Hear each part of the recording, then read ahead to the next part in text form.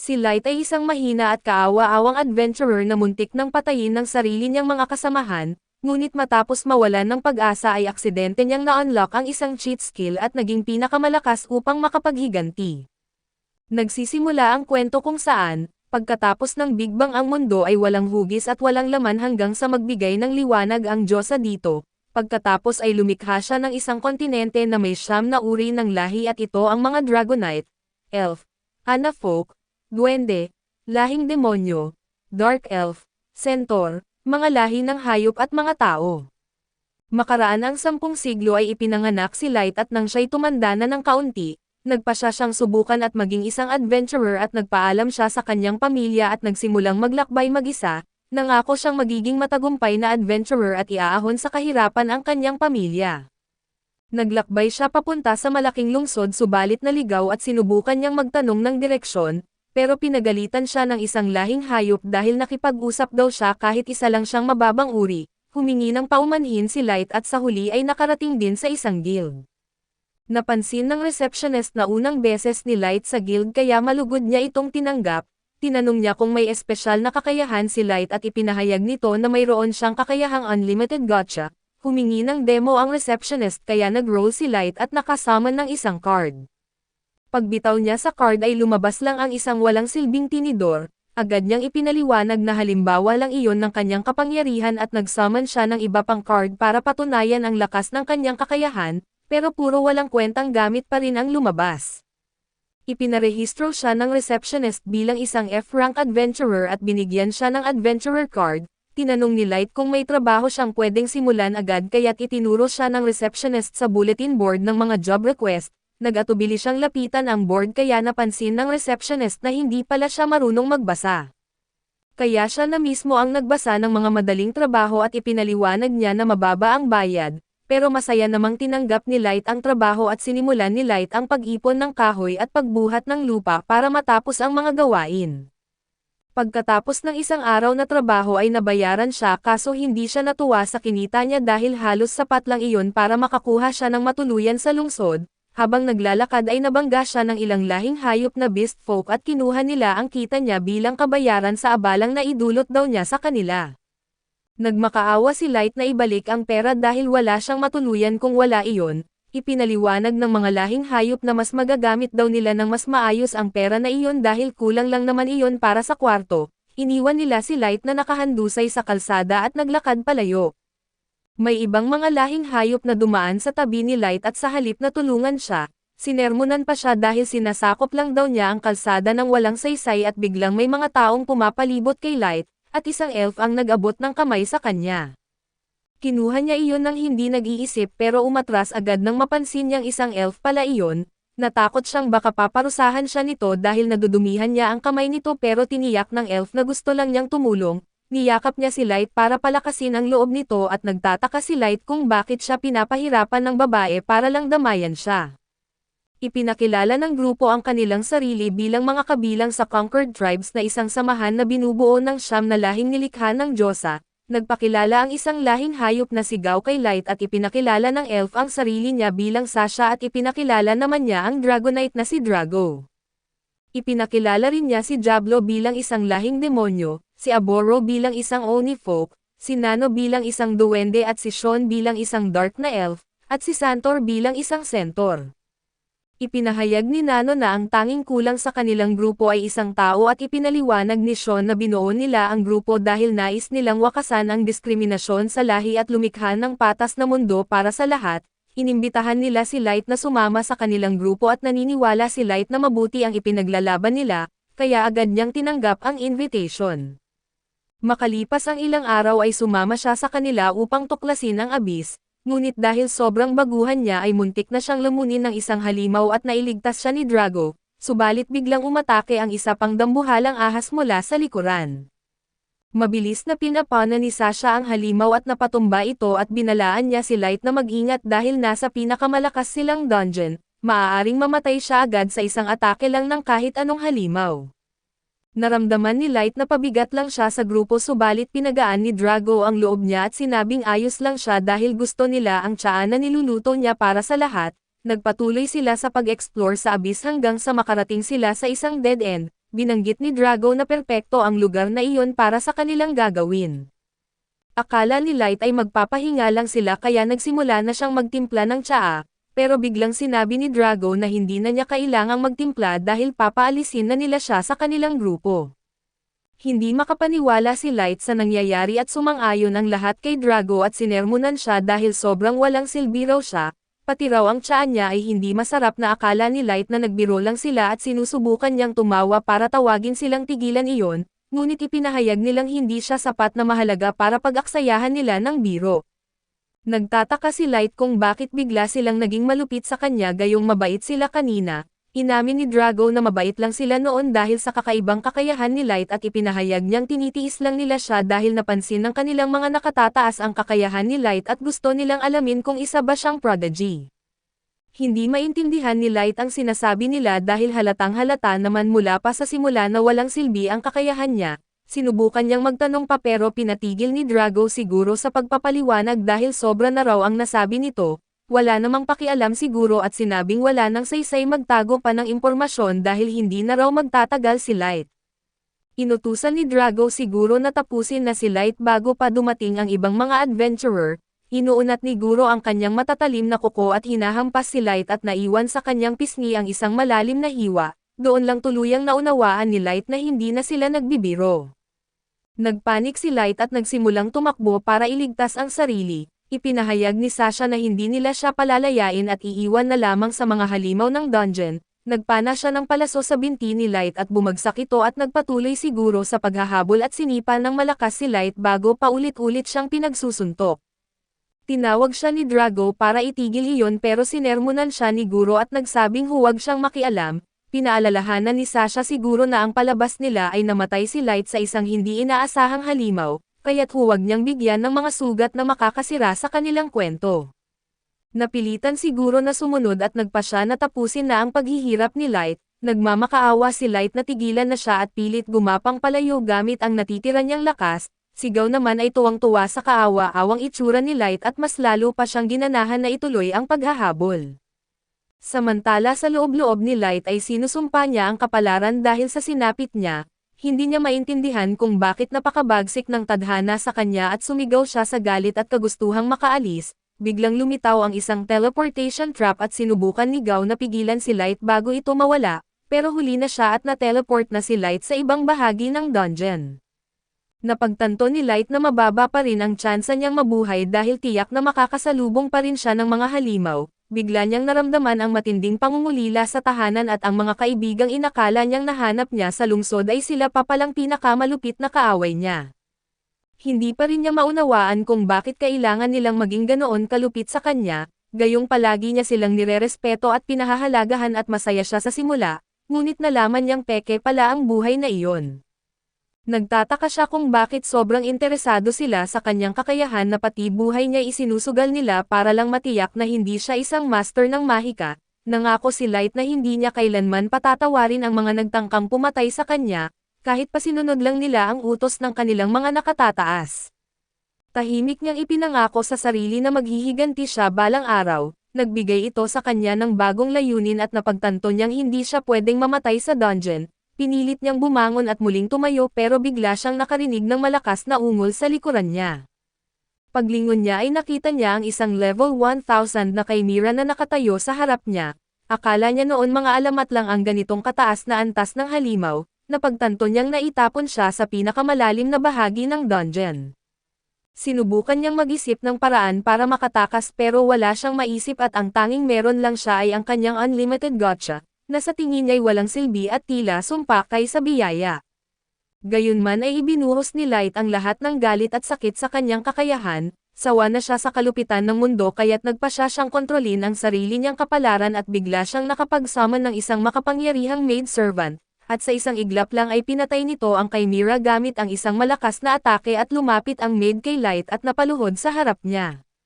Gumamit siya ng mahika para pagalingin ang mga sugat ni Light at humingi ng paumanhin dahil hinawakan niya ito ng walang pahintulot.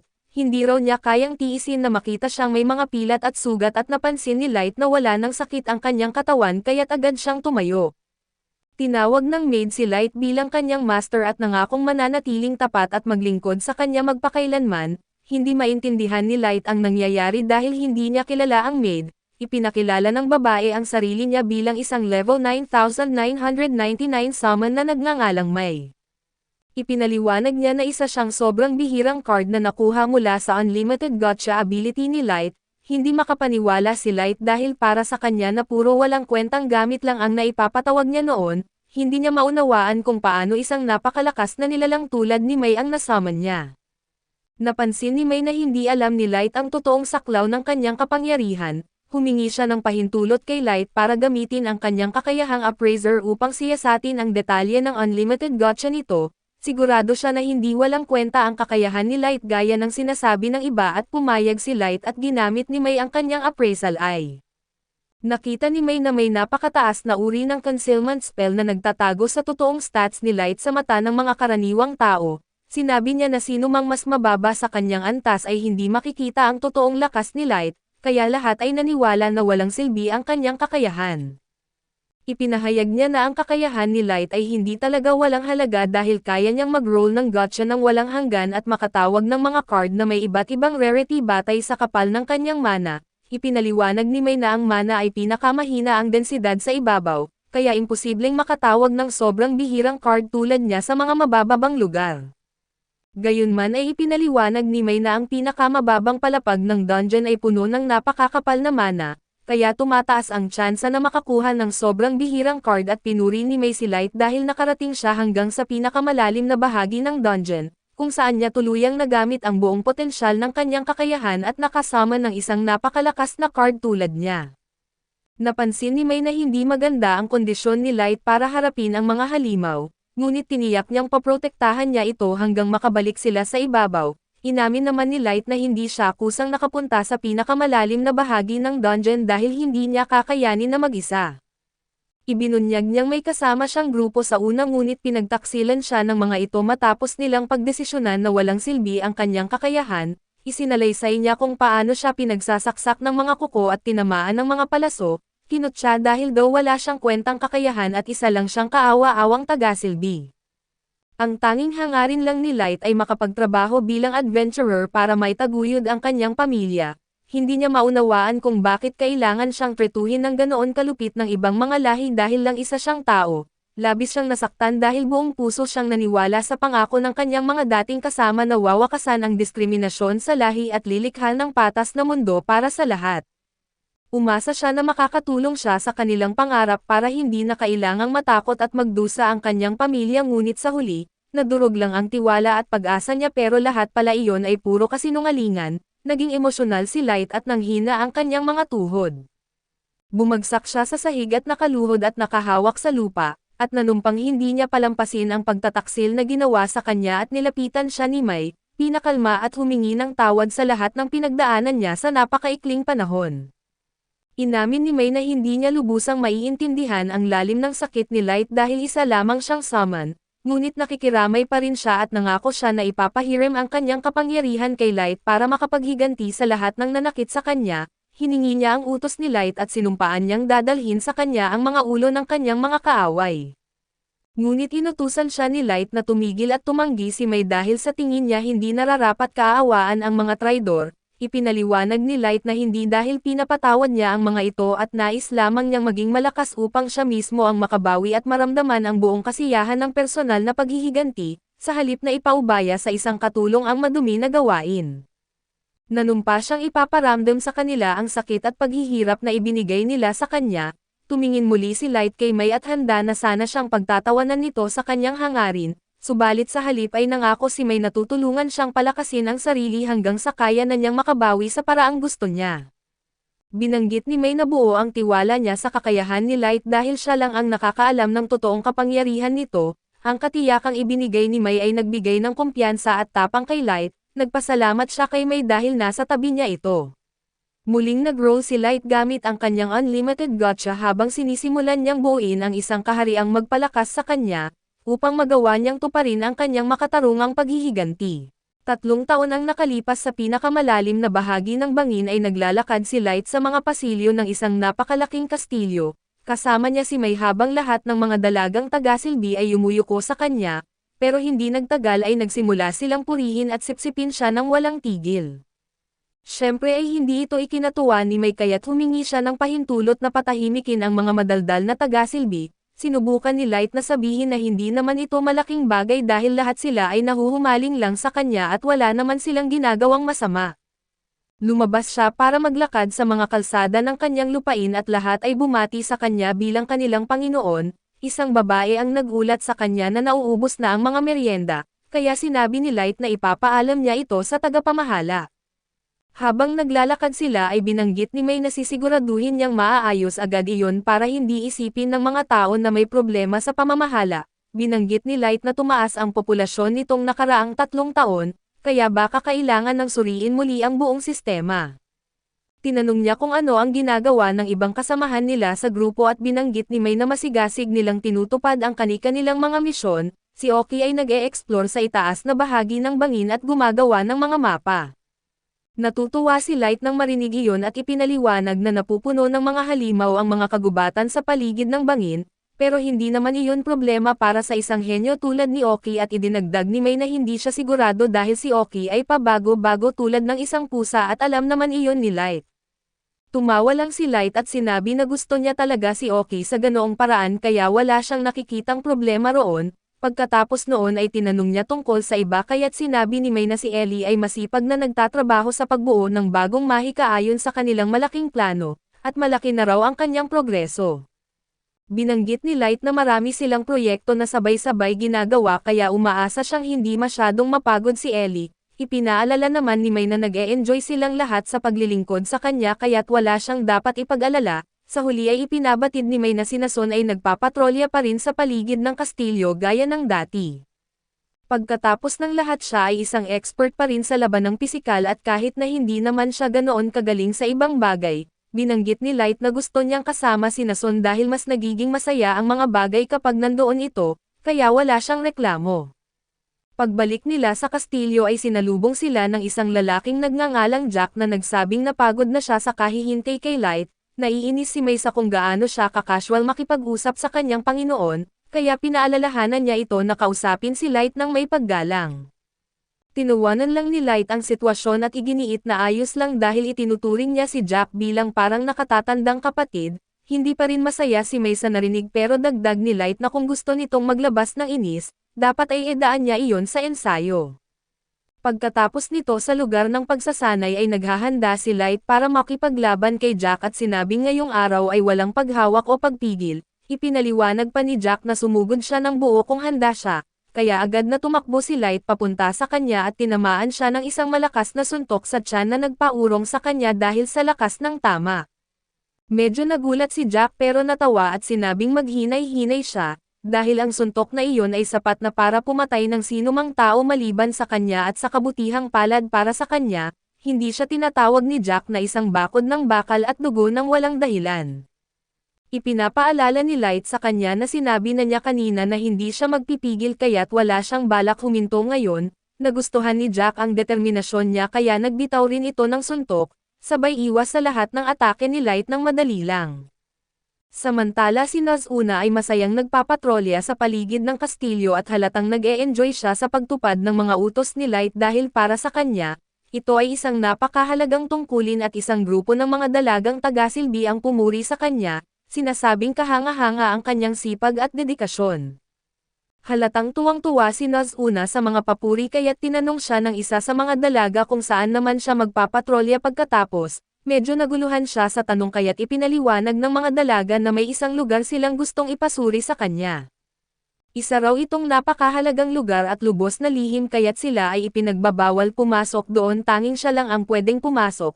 Tinanong ni Nazuna kung anong lugar iyon pero ngumiti lang ng may plano ang mga dalaga at di man niya naintindihan. Pumunta pa rin si Nazuna sa tinutukoy nilang lugar pero pagdating niya roon ay nadatnan niya si May. Tinanong siya ni May kung may problema at gustong malaman kung bakit siya pumapasok sa silid ni Light. Ipinagmamalaki ni Nazuna na siya ay nagpapatrolya lamang, pero giit ni May naligtas na raw ang bahaging iyon kaya mas mabuting lumipat siya sa iba. Hindi pinansin ni Nazuna ang sinabi niya at tinanong kung bakit naroon si May sa silid ni Light gayong alam niyang kasalukuyan pa itong nagsasanay kasama si Jack. bigla namang kinabahan si May at nagdahilan na naglilinis lang siya at ayon daw sa patakaran ng mga dalaga, bawal silang walang ginagawa kahit wala si Light.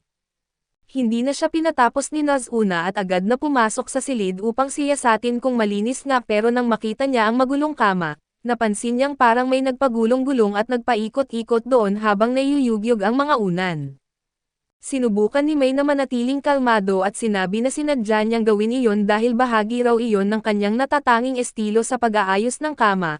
Tulad ng dati si Nazuna na medyo slow ay agad na na-excite at humiling na ikwento pa niya ang tungkol doon. Ngunit binanggit ni May na ito ay isang propesyonal na sekreto kaya hindi niya pwedeng ibunyag at mas lalo namang na-excite si Nazuna. Iniisip na iyon ay isang sobrang espesyal na kakayahan na ginagamit lang sa mga gawaing bahay. Dahil dito ay lalo pa niyang hinangaan si May at binanggit na talagang karapat-dapat siya sa kanyang reputasyon bilang unang at pangunahing nilalang na tinawag ni Light. Ngumiti lang si May at nakisabay sa usapan pero sa loob-loob niya, natutuwa siya dahil wala talagang gaanong isip si Nazuna. Biglang naalala ni Nazuna na ipinagbili ng mga dalaga sa kanya na ihatid ang isang mensahe kay May, kaya nagsimula siyang maghanap ng liham at nang makita niya ito ay binasa niya ng malakas nang hindi nag-iisip. At doon nalaman na ang ibang mga dalaga ay gustong tapusin ang monopolyo ni May sa silid ni Light. Gusto nilang lahat ay magkaroon ng karapatang maglinis sa kwarto ni Light at tapusin ang mapang api na pamumuno ng punong dalaga. Binasa ni Nazuna ang sulat habang nakangiti ng inosente, pero sinabi niyang hindi raw niya masyadong naintindihan ang ibig sabihin. Nagtaka siya kung pinasasabi ba ng mga iyon na magpa-check up siya dahil baka may sumpa o mahika sa isip niya. Nanatiling kalmado ang mukha ni May at sinabi na wala siyang dapat ipag-alala at pagkatapos ng lahat bilang punong dalaga, tungkulin niyang personal na harapin ang mga dalaga at ang kanilang mga hinaing. Pagkatapos noon ay binigyan niya si Nazuna ng 3 barya bilang pasasalamat at umalis si Nazuna na masayang masaya, nagdiriwang dahil nakatanggap siya ng tip at nang hindi nasasayang ang oras, diretso si Nazuna sa palengke para agad gastusin ang perang natanggap niya. Sinabi ng tindera na karating lang ng bagong padala ng mga merienda at matatamis na pagkain at sinuri ni Nazuna ang mga tsokolate at mga cake, pati na rin ang mga pritong patatas at biskwit na may hipon, habang sinusubukang magpasya kung ano ang bibilhin. Pagkatapos makita ang lahat ng pagpipilian ay napagtanto niyang hindi iyon ang gusto ng tiyan niya, kaya sa huli ay pinili niya ang dorayaki at gatas at habang ninanamnam ang kanyang pagkain, aksidente niyang nakasalubong si Oyuki at tinanong kung ano ang ginagawa nito roon. Dahil ayon sa pagkakaalam niya ay dapat ay nasa ibabaw ito ngayon para galugarin ang kagubatan sa paligid ng bangin, sumagot si Oyuki na parang pusa lang pero sa kung anong dahilan, inakala ni Nazuna na naiintindihan niya ang ibig sabihin. Kahit ganoon ay patuloy pa rin sa hindi pagsasalita si Oyuki na parang tao kaya't pinapaalala ni Nazuna na hindi tulad ni Light. Hindi niya naiintindihan ang sinasabi nito, gayunpaman ay patuloy siyang nanghuhula at iniisip na baka may mga puno sa daraanan kaya nag-alok siyang siya na lang ang pumutol ng mga iyon. Maya-maya ay napagtanto ni Nazuna na hindi naman posibleng galugarin ang isang gubat na walang puno, kaya inakala niyang nakasalubong ni Oyuki ang isang napakalakas na halimaw kahit hindi ito nagsasalita, halatang nainis na si Oyuki sa mga maling akala niya. Siyempre ay hindi pa rin iyon napansin ni Nazuna at ipinagyabang pa na kahit mas huli siyang naipatawag kaysa kay Oyuki, mukha siyang mas matanda at mas malakas at dahil sa sobrang bukang bibig ni Nazuna, napagod na si Oyuki at ipinakita na lang ang isang papel bago tuluyang nagsalita at sinasabing wala naman siyang nakita. Natapos na niya ang isang bahagi ng mapa na ipinagawa sa kanya ni May kaya't bumalik na siya para iyon ay ipasa. Dahil doon ay malakas na tinapik ni Nazuna ang likod niya sa baytawa at tinanong kung bakit hindi niya iyon sinabi agad. Nasiyahan si Nazuna sa nakuha niyang impormasyon at umalis na ipinapahiwatig na magpapatuloy siya sa pagpapatrolya. Ilang sandali lang pagkatapos ay nagtungo siya sa silid ng trono at sinigurong walang tao bago lumapit dito. Sinabi niyang medyo nababagot siya dahil hindi pa niya nakikita ang kanyang Panginoon buong araw at magiging maganda sana kung makikita niya itong nakaupo sa trono. Dahil palagi itong mukhang kamangha-mangha kapag nandoon. Niyakap ni Nazuna ang trono at idinikit ang kanyang mukha dito sabay bulong ng pagnanais na sana ay naroon si Light, ngunit sa gitna ng kanyang pag-enjoy ay bigla siyang nakarinig ng tunog ng isang bagay na nabasag, napagtanto niyang nabali niya ang pakpak ng isa sa mga ukit ng trono. Kinabahan si Nazuna at matapos subukang ibalik ito ng padalos-dalos, Agad siyang tumakbo palayo umaasang walang nakakita sa kanya, samantala ay huminto muna si Jack sa kanilang laban at iminungkahi na itigil muna nila ang pagsasanay ngayong araw at pumunta sa bathtub.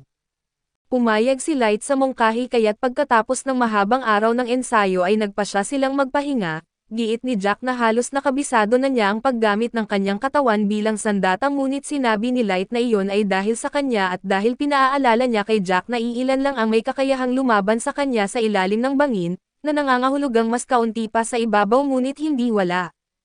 Napansin ni Light ang pagbabago ng tono ni Jack sa huling bahagi ng sinabi nito at naging seryoso ang kanyang ekspresyon habang ipinaliwanag niyang alam na niya iyon dahil sa totoo lang, ang mundo sa ibabaw ay puno pa rin ng mga bagay na hindi nila alam. Kaya't hindi kailanman magpapabaya si Light dahil kailangan niyang makita ang kanyang paghihiganti hanggang sa dulo, samantala sa ibang tagpo ay nakikita si May na nasa isang pagpupulong kasama ang 4 na dalagang tagasilbi na sina Ada at ito ang mga sumulat ng liham noong nakaraan. Halatang takot na takot ang mga ito sa kanyang awtoridad at pilit na nagkukunwaring inosente. Pero binasa ni May ng malakas ang liham na isinulat nila sa salita, upang ipaalala sa kanila ang kanilang pagkakamali. Dahil wala nang matakbuhan ay napilitan ang mga dalaga na yumukod at humingi ng tawad sa kanilang ginawa, tinanong sila ni May na magpaliwanag pero nagsimula lang silang magdahilan, sinasabing gusto lang daw nilang tulungan siya para gumaan ang kanyang trabaho dahil palagi siyang abala.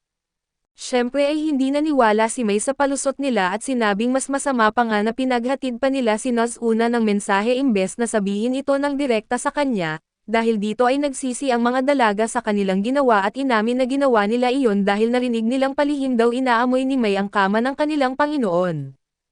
Pinilit ni May na manatiling kalmado at maayos at binanggit na tinanggihan niya ang kanilang mga hinihiling. Dagdag pa niya na mula ngayon ay itatalaga niya ang 4 sa kanila upang linisin ang pasilyong papunta sa silid ng trono at dapat nila itong gawin ng buong kamay, walang gamit na mahika o kagamitan. Agad na nagprotesta ang mga dalaga na binabanggit na imposibleng matapos nila iyon, ngunit matatag na sinabi ni May na kaya nila iyon at ipapaalala niyang ang landas ng isang tunay na dalaga ay nagsisimula sa isang hakbang, tulad ng pag-akyat sa antas na 500 na nangangailangan ng tiyaga. Ipinaliwanag rin niyang malapit na siyang umalis papunta sa ibabaw ng mundo para sa isang misyon para kay Light, kaya inaasahan niyang magtatrabaho silang lahat ng masigasig habang wala siya at wala nang nagawa ang 4 kundi tanggapin ang utos. Samantala ay bumalik si Noz una sa palengke upang tingnan ang isang piraso ng baluti na gusto niyang bilhin, at doon ay nagkita silang muli ni May nang hindi sinasadya at tinanong ni May kung naghahanap ba siya ng matatamis o kung anuman, kaya itinuro ni Noz una ang baluti. Tinanong siya ni May kung anong ginagawa niya rito at dahil akala niya na nasa trabaho siya o nagsasagawa ng inspeksyon sa ibang lugar, sinabi ni Noz una na maayos na raw ang lahat kaya nagkaroon siya ng oras para bumalik at tulad ng dati ay nagsimula silang magtalo. Binanggit ni May na ginawa siyang mahalagang bahagi ni Light sa kanyang mga plano ng paghihiganti at hindi tulad ni Noz una na may maliit na utak, ipinaliwanag niya na abala siya sa pagpapatrolya. Pero ipinagyabang niyang nakasama niyang uminom ng tsaa si Light kamakailan upang iulat dito ang progreso ng mga plano nila. Sinabi naman ni Ellie na sa susunod ay magre-reserba siya ng isang pribadong silid para makapaghapunan silang dalawa, at may espesyal na aksyon daw na mangyayari para sa gabing iyon at syempre, hindi naintindihan ni Noz una ang ibig niyang sabihin at nagreklamo pa, sinasabing gusto rin niyang uminom ng tsaa kasama si Light. Tinanong niya si Ellie kung gusto ba nitong sumali sa kanila sa pag-inom ng tsaa, pero hindi pa rin niya gets kung ano ang tinutukoy nito at sinubukan ni Ellie na ipaliwanag na ang ibig niyang sabihin ay isang bagay na tiyak na magsusunog sa apoy ng selos. Dahil litong-lito pa rin si Noz una ay idinagdag pa ni Ellie na hindi niya alam kung tanga ba ito o sadyang parang bata, inakala naman ni Noz una na nagseselos si Ellie sa kanyang kakayahan, kaya't ipinagmalaki niyang alam niyang mas mahusay ito sa mahika. Pero mas malakas siya pagdating sa labanan ng harapan. Kaya kung sakaling kailanganin ni Ellie ng tulong ay pwede siyang lumapit sa kanya anumang oras, hindi naiwasan ni Ellie na mapaisip kung gaano talaga siya kakakaiba, pero nakisabay na lang siya sa usapan at sinabing baka nga isang araw ay hihingi siya ng tulong dito. Masayang-masaya si Noz una at bumalik na sa kastilyo upang ipagpatuloy ang kanyang pagpapatrolya. Habang si Ellie ay napaisip na si Noz una ay tunay ngang kakaiba at walang katulad at samantala, ang mga dalagang tagasilbi ay patuloy pa ring nagrereklamo tungkol sa parusang natanggap nila. Galit na galit ang mga dalagang tagasilbi sa hindi patas na pamumuno ni May bilang punong dalaga. Napupuno sila ng inggit at inis pero kahit magreklamo sila ay alam nilang hindi nila kayang labanan si May dahil halos hindi ito maaaring mag-alaw. Kaya't wala silang nagawa kundi mangarap at nagsimula silang magpantasya na sila ang maglilinis ng silid ni Light sa halip na si May. Isa pa nga sa kanila ang nagsabi na kung sila ang may pagkakataon, siguradong kakainin o didilaan nila ang mga gamit na ginamit ni Light hanggang maging malinis. Nagtataka silang lahat kung bakit hindi sila pinapayagan ni May na tumulong sa paglilinis gayong abala naman ito sa napakaraming gawain. Isa sa mga dalaga ang nagsabi na si May ang unang nilalang na ipinatawag ni Light, at lumipas pa ang 3 buwan bago sumunod na naipatawag si Oki bilang pangalawa. Ibig sabihin silang dalawa lang noon magkasama sa isang dungeon na puno ng mapanganib na halimaw, habang mababa pa ang antas ni Light sa panahong iyon at nang maisip nila iyon, agad silang binalot ng sobrang selos at iginiit nilang napakaswerte ni May. Bigla nilang napagdesisyonan na gamitin ang kanilang galit upang lumikha ng isang sumpa na papatay kay May, ngunit natigil ang kanilang ritual nang biglang dumating si May at binanggit na napadaan lang siya at may narinig siyang ilang salita na tila nakadirekta sa kanya. Dahil narinig niyang paulit-ulit nilang binabanggit ang salitang mamatay, gusto niyang ipaliwanag nila kung bakit. Nanginginig sa takot ang mga dalaga at agad na nagsalita ang isa sa kanila, ipinaliwanag na tapat siyang nanunumpa ng lubos na katapatan kay May. Sumunod ang iba ay sabay-sabay na sinabing hinangaan nila si May bilang kanilang tagapagturo at parang nakatatandang kapatid, at gusto talaga nilang maging mga alagad niya kahit bago pa sila naipatawag at kahit halata nilang nagsisinungaling. Inulit ni May ang awit na koyo kaya ramdam ng mga dalaga ang pagkakakulong at inamin na medyo nagseselos nga sila.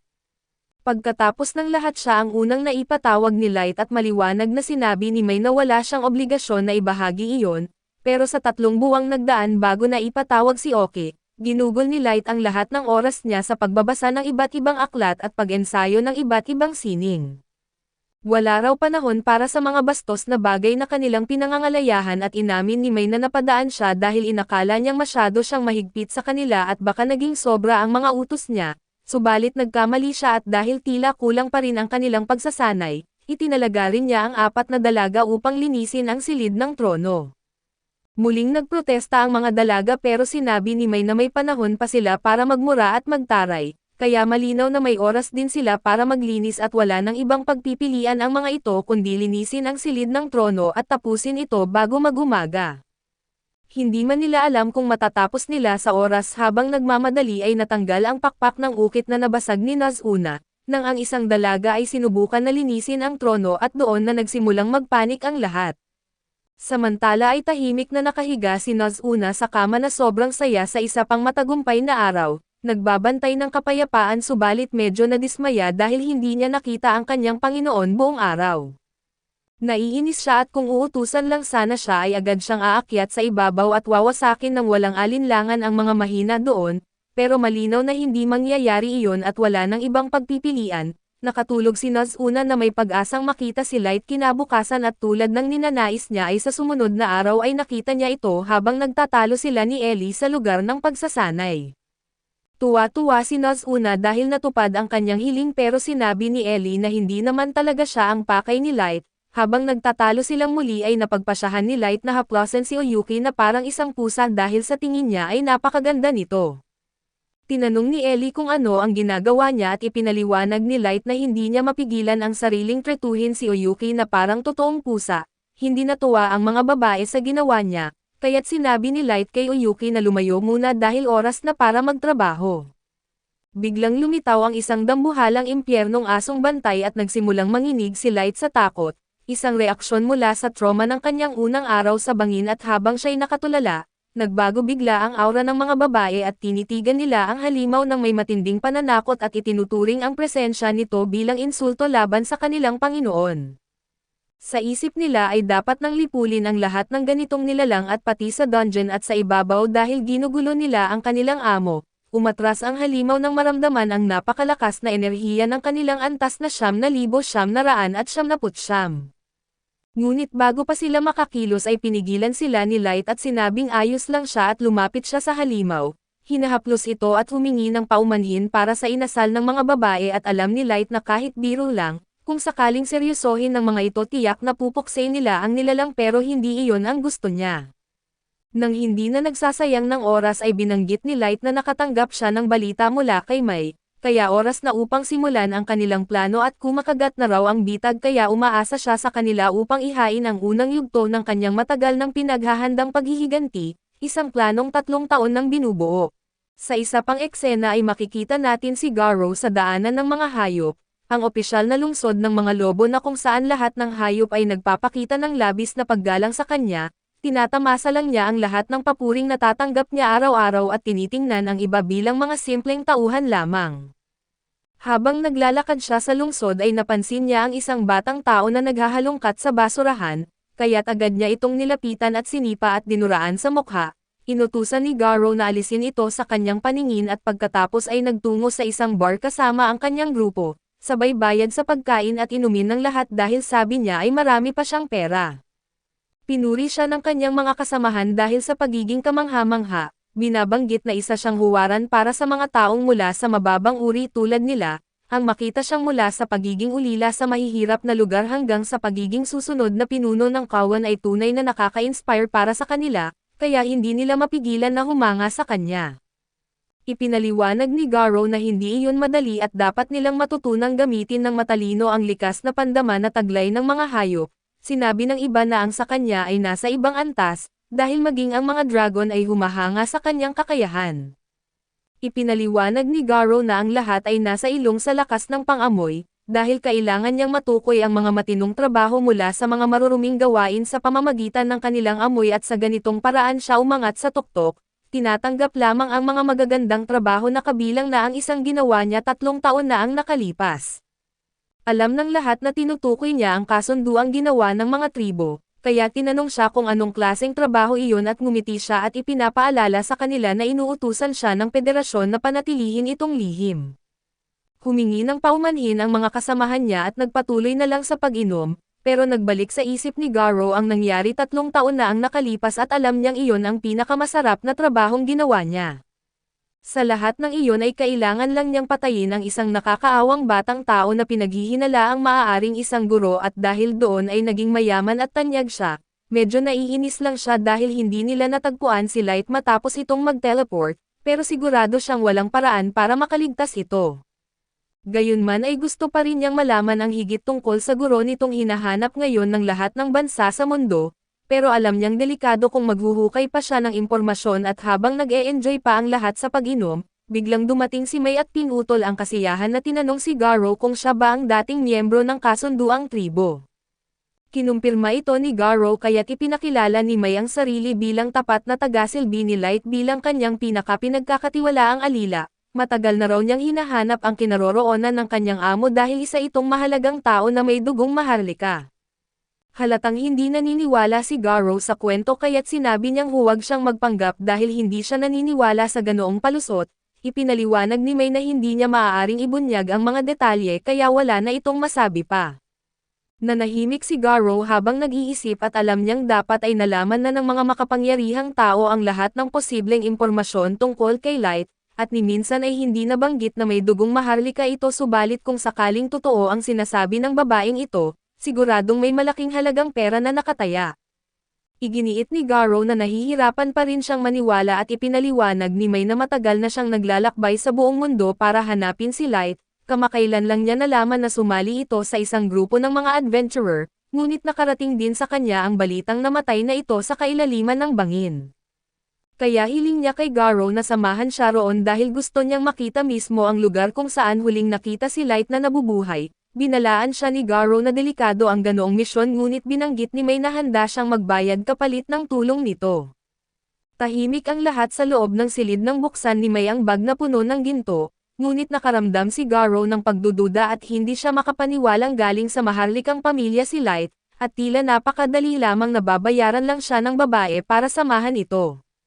Gayunman kahit isipin niyang ito ay maaaring patibong at alam niyang walang tunay na banta ang isang babaeng tao, kaya pumayag siya sa kasunduan at sinabing hindi pera ang dahilan dahil itinuring niyang parang nakababatang kapatid si Light.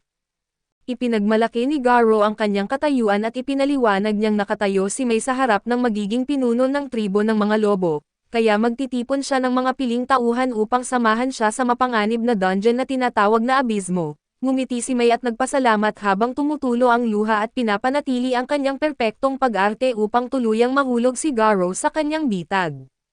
Ginugol ni Garou at ng kanyang grupo ang isang buong buwan sa pag-escort patungo sa bahagi ng abismo, habang kunwari pagod at mahina si May at dahil dito ay lalong naniwala si Garou na madali lang ito, at tiniyak niyang makakarating si May ng ligtas para lamang siya mismo ang sisire sa kanya sa mismong ibabaw ng libingan ni Light.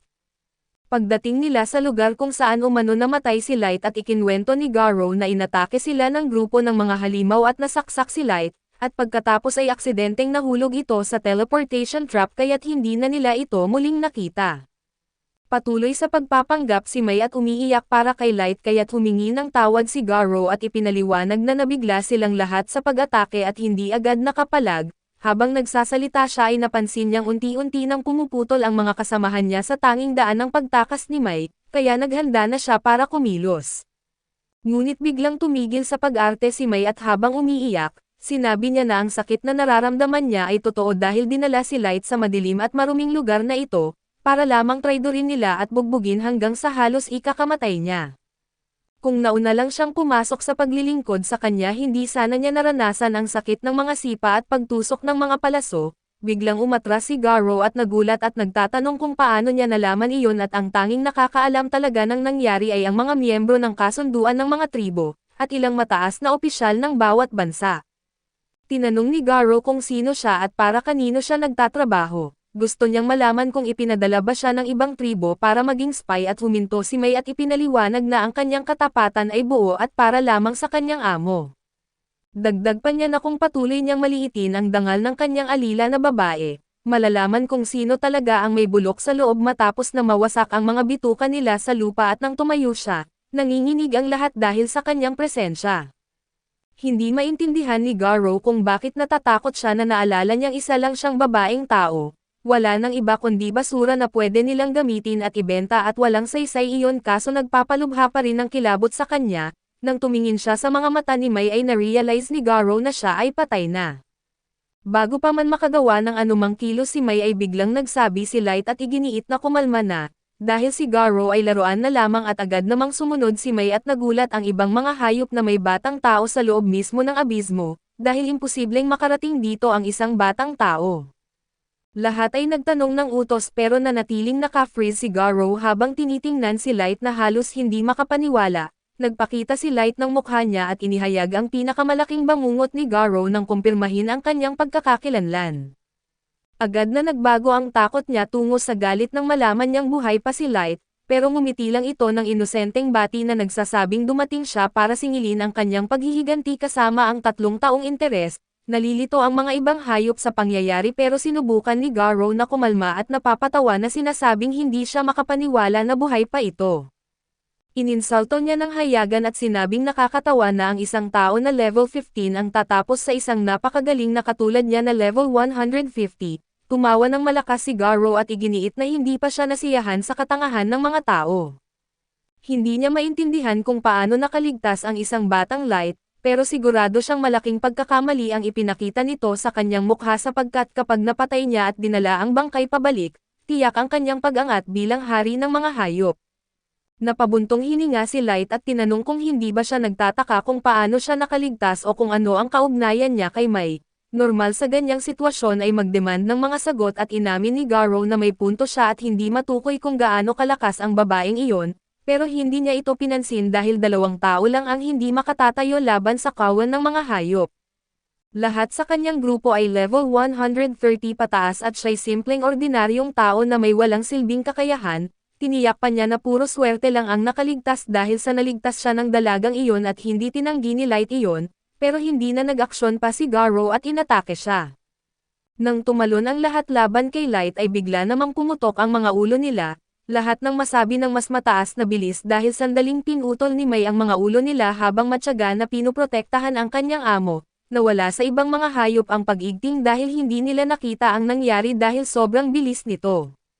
Binalaan nila ng mariin na sino mang maglakas loob na magbanta sa kanyang amo ay magbabayad ng buhay, Ang nakakatakot na titig ni May ay biglang naglaho ng pasalamatan siya ni Light at hilinging harangan ang labasan. Bahagya siyang namula pero agad na sumunod sa utos at sabay sabing walang makakatakas hanggat siya ang nagbabantay. Nagpanik ang mga hayop pero pinapakalma sila ni Garou at sinabing inatake lang sila ng hindi inaasahan at mga walang silbing panlilinlang lang iyon, na iyon lang ang paraan para matalo sila nito. Sinabi ni Light na tila hindi pa rin nagbago si Garou sa loob ng maraming taon dahil naniniwala pa rin siyang mas mababa ang mga tao. Tinanong niya kung naisip na ba ni Garou na baka ang mga mahina ay sila mismo at sagot naman ni Garou, ang mga tao ay puro mahihinang nilalang na may kakaunting mana kaya basura lang silang mababa ang antas. Pinagmayabang niyang ipapakita ang tunay na kapangyarihan at inihayag na mayroon siyang antas na 158, kalma lang na sinabi ni Light na iba-iba ang limit ng antas sa bawat lahi at dahil sa pagkakaibang iyon nagsimula ang diskriminasyon at paghamak sa mga tao. Sumang-ayon si Garou at sinabing mas mataas ang mga hayop sa food chain, malayong mas makapangyarihan kaysa sa mga tao at tinanong siya ni Light, kung ganoon ay paano niya ipapaliwanag na dalawa sa mga tauhan niya ang patay ngayon at hindi makasagot si Garou at palusot lang na baka gumamit ng mahiwagang gamit o kung ano pa. Naiinis siya sa tingin ni Light kaya siya at ang kanyang grupo ay sabay-sabay na umatake, pero madali silang tinalo ni Light nang walang kahirap-hirap at tinitigan niya sila mula sa itaas at tinanong kung tapos na ba sila. Dahan-dahan na tumayo si Garou na naglalagablab sa galit at sinabing mas mahusay siya kaysa sa isang hangal na tao tulad ni Light, sa halip na umatake muli ay naglabas siya ng mahiwagang orb at binanggit na buburahin niya ang ngiti ni Light. Walang pagsasayang ng oras at inihagis niya ito sa lupa at mula rito ay lumitaw ang isang nilalang na isang Fenrir na nagpapayanig sa buong lugar, tumawa siya ng may kumpiyansa at sinasabing iyon ang kanyang lihim na sandata na isang Fenrir na level 500. Namangha ang kanyang mga kasamahan sa napakalakas na sandata na iyon, pero napabuntong hininga lang si Light na tila nabigo at iginiit na ang level 500 ay nakakatawang mahina. Inisip ni Garou na nababaliw na ito kaya't sinabing dapat ay nakaluhod na siya at nagmamakaawa, tulad ng ginawa niya 3 taon na ang nakalipas. Sa kanyang pagkagulat ay mahinahon lang na binanggit ni Light na ituloy niya ito nang hindi siya kikilos ni isang hakbang, kaya gawin nito ang gusto nito at naiinis si Garou sa kanyang tapang kaya't inutusan niya ang Fenrir na burahin si Light. Agad umatake ang Fenrir na may malakas na alulong na puno ng enerhiya. Iniipon ang buong mana ng isang nilalang na level 500 sa isang napakalakas na pagsabog at sigurado si Garou na iyon ay sapat para gawing abo ang sinumang tao, ngunit napanganga siya nang makita si Light na nakatayo pa rin sa harap niya at walang kahit ni isang gasgas. Habang nakatigil sa gulat si Garou ay kalmadong sinabi ni Light na binigyan nga niya ng magarang pangalan ang isang atake na wala namang ginawa kundi magpalipad ng alikabok. Si Garou ay hindi pa rin makapaniwala na may sapat na lakas si Light para tuluyang baliwalain ang isang atake mula sa isang nilalang na level 500. Sa sandaling iyon ay binanggit ni Light na oras na para siya naman ang kumilos, dahil ang pagtawag sa nakakatawang asong iyon na Fenrir ay maling ideya kaya't ipapakita niya kung ano ang tunay na Fenrir. Bigla niyang inilabas ang isang napakabihirang card at tinawag si Fenrir at ang Diyos ng Primordial na may level 900. Habang nanatiling nakatigil sa gulat ang lahat at inutusan ni Light ang kanyang Fenrir na burahin ang nilalang na tinawag ni Garou, hindi man lang ito kumilos ay simpleng huminga lamang ng malamig na ihip ng hangin at sa isang iglap, nagyelo ang Fenrir ni Garou at nabasag sa libu-libong piraso. Napaatras si Garou sa takot at napagtanto na si Light ay may halimaw na kayang durugan ang isang level 500 na nilalang sa isang kisap mata. Tuluyan nang nawala ang dati niyang kumpiyansa at binanggit ni Light na kaya rin naman niyang talunin mag-isa ang nilalang na iyon, ngunit ipinakita pa rin niya ang totoo na siya ay may level 9,999. Napamulagat ang lahat dahil alam nilang ang pinakamataas na antas na kayang marating ng isang tao ay 100 lamang, kaya imposible ito at kinabahan si Garou at sinabing siguradong peke lang ito dahil pareho pa rin ang itsura niya tulad noong 3 taon na ang nakalipas. Samantalang ang normal na tao ay dapat nagbago na. Ipinaliwanag ni Light na suot niya ang bracelet na pumipigil sa pagtanda niya at ginagamit niya ito upang patuloy na maalala ang lahat ng sakit, galit at kawalang pag-asa ng nakaraan para manatiling sariwa sa kanyang isipan ang lahat. Doon tuluyang tumama sa realidad si Garou ang halimaw sa harap niya ay tunay ngang si Light at ibig sabihin noon ay tapos na siya. Walang pagdadalawang isip ay itinapon niya ang kanyang mga armas sa lupa at napaluhod sa harap ni Light, seryosong nakikiusap ng kapatawaran at nagmakaawa siyang wala siyang ibang nagawa kundi sundin ang mga utos ng federasyon at hindi niya kailanman ginustong saktan si Light. Sinubukan pa niyang isisi ang lahat sa iba at sinasabing plano ng kanyang grupo ang nangyari ngayong araw at wala siyang kinalaman. Naiinis ang mga kasamahan niyang hayop sa kasinungalingang iyon, ngunit pinatahimik niya sila at hinarap si Light at binanggit na totoo na ipinagkanulo niya ang tiwala nito, pero may magagandang alaala rin naman daw silang pinagsamahan. Hindi siya pinansin ni Light at sa halip ay nagtanong kung gusto ba nitong malaman ang lahat tungkol sa bagay na tinutukoy nila na guro 3 taon na ang nakalipas. Gusto niyang malaman kung bakit sobrang interesado ang gobyerno na mahanap ang tinatawag na guro. Kinabahan si Garo at ipinaliwanag na inutusan lang silang maghanap ng isa pero wala silang alam pa roon, kaya tinanong siya ni Light kung bakit nila agad siyang pinaslang nang malaman nilang hindi siya isang guro, paulit-ulit na iginiit ni Garo na wala talaga siyang alam. Ngunit biglang nagsimulang magsinungaling ang ibang mga hayop sa takot, ipinaliwanag na alam nila ang sagot at sa isang kisap mata ay piniraso sila ni Mai, sabay giit na ang sino mang magtatangkang pasinungalingan ang kanyang amo ay papatayin agad. Napasigaw sa takot si Garo nang napagtantong siya na lang ang natitirang buhay. Tinanong siya ni Light ng huling tanong at kung sa tingin niya ay may pagkakataon silang manalo kung magsisimula sila ng digmaan laban sa mundo sa ibabaw, matapos makita ang kapangyarihang taglay niya. Binalaan niya si Garo na huwag magsinungaling dahil si Mai ay may mata ng katotohanan na kayang makita ang lahat ng kasinungalingan. Sa lubos na takot ay inamin ni Garo na sa simula ay posibleng papanig sa kanya ang laban, dahil sa laki ng kapangyarihan ni Light. Ngunit kahit gaano pa kataas ang antas nito sa huli ay isa lang siyang tao at sa loob ng maraming taon, ang iba't ibang bansa sa mundo ay nag-iipon ng mga sandata, baluti at mga espesyal na kagamitan at kapag nagsanib puwersa na silang lahat at hinarap siya gamit ang buong arsenal nila, kahit si Light ay maaaring mahirapang lumaban. Tinanggap ni Light ang sagot na iyon ng kalmado at sinabing iyon mismo ang kanyang inasahan, dahil may hangganan ang magagawa ng isang tao lamang sa gitna ng digmaan at marami pa siyang gustong itanong kay Garo, ngunit nagpa siya muna siyang mag-teleport gamit ang isang teleportation card na hawak niya. Nang idilat ni Garo ang kanyang mga mata ay nagulat siya nang makita ang sarili sa isang napakalawak na palasyo na hindi pa niya nakikita kailanman at sa paligid, isang buong hukbo ng mga halimaw, dragon na mga alila at nabubuhay na baluti, at iba't ibang lahi ang sabay-sabay na napapaluhod sa pagdating ni Light. Napako sa kinatatayuan si Garo habang pinagmamasdan si Light na nakaupo sa trono, ipinag-utos ni Light sa lahat na tumayo at ipakita ang kani-kanilang mga estadistika at ipinakita ng bawat nilalang ang kanilang antas na may mga halimaw na level 8,000, 9,000, at 6,000, mga baluti na level 5,000, at 3 kabalyero na level 7,777, kabilang na si Jack. Ang buong hukbo ng mga nabubuhay na baluti ay level 1,500, habang ang iba pang mga lahi ay umaabot sa level 3,000 at para tuluyang magpabagsak ng loob, sina Mai, Nazuna, Eli, Oyi at si Light mismo ay pawang may level 9,999. Sinabi ni Light kay Garo na ito ang mga puwersang kanyang nabuo sa loob ng 3 taon at nang makita ni Garo ang lahat ng ito, agad siyang nanginig at namutla at ang kanyang balahibo ay naging kulay abo sa takot, ngumiti lamang si Light at muling inulit ang tanong. Sa tingin ba niya ay may kahit kaunting pagkakataon silang manalo kung ideklara nila ang digmaan laban sa mundo sa ibabaw? Hindi na makapagsalita si Garo ngunit sapat na ang ekspresyon ng kanyang mukha para malaman ni Light ang sagot. Binanggit ni Light na nanalo siya ng gantimpalang maranasan ang sakit at desperasyon na mas malala pa sa kamatayan. Doon napagtanto ni Garo na siya at ang kasunduan ng mga tribo ang tunay na lumikha ng halimaw na ito na isang nilalang na kayang wasakin ang buong mundo sa isang iglap. Napaiyak siya at tinanong si Light kung balak ba nitong maging isang Diyos at ngumiti lang si Light at sinabing maganda raw pakinggan iyon, ngunit may mga taong nagtatago ng katotohanan sa kanya na maaaring para sa kabutihan o sa kasamaan. Kung tatahakin niya ang landas ng isang Diyos na mapagbigay o ng isang monarch na demonyo ay nakasalalay sa katotohanan iyon, dahil sa kanyang kakayahan ay maaari siyang magbigay ng biyaya at kasaganahan o ilubog ang mundo sa kamatayan at kawalan ng pag-asa.